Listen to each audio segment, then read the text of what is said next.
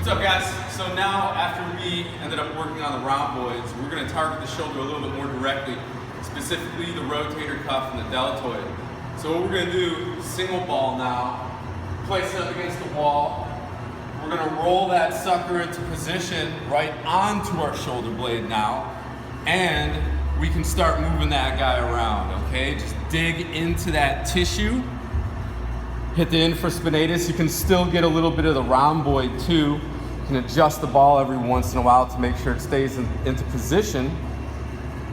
And then once again, when that starts to get a little bit too light and it's not doing too much for us, what we can do is we can start moving that arm around, pinning the ball, pinning the tissue up against the ball, and then we can start moving the arm around, once again, breaking that tissue up. Now, we can target the deltoid a little bit more directly, cross-friction it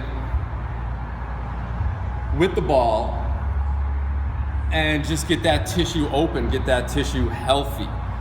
Okay, especially throwing athletes. This is gonna be big time for throwing athletes, volleyball players, maybe even basketball players. They have their arms up constantly, they're shooting and such.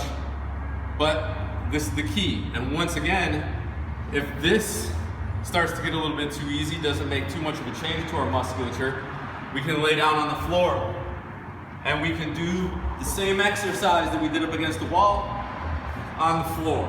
Okay, pin that sucker down and then just start moving your arm around. Big circles, little circles, it doesn't matter. Find some tender tissue, pin it down, and rip it apart, okay? So a lot of times when I'm doing this exercise, I'll get some good cracks in the elbow. I'll get some cracks or snaps in my wrist.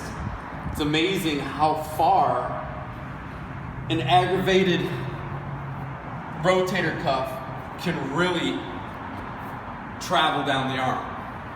So on the ground, move it around, that'll be your third level. Up against the wall, don't move the arm. Up against the wall, move the arm, and then get yourself on the ground and start moving that arm around and get a little bit more pressure with the hips up off the floor.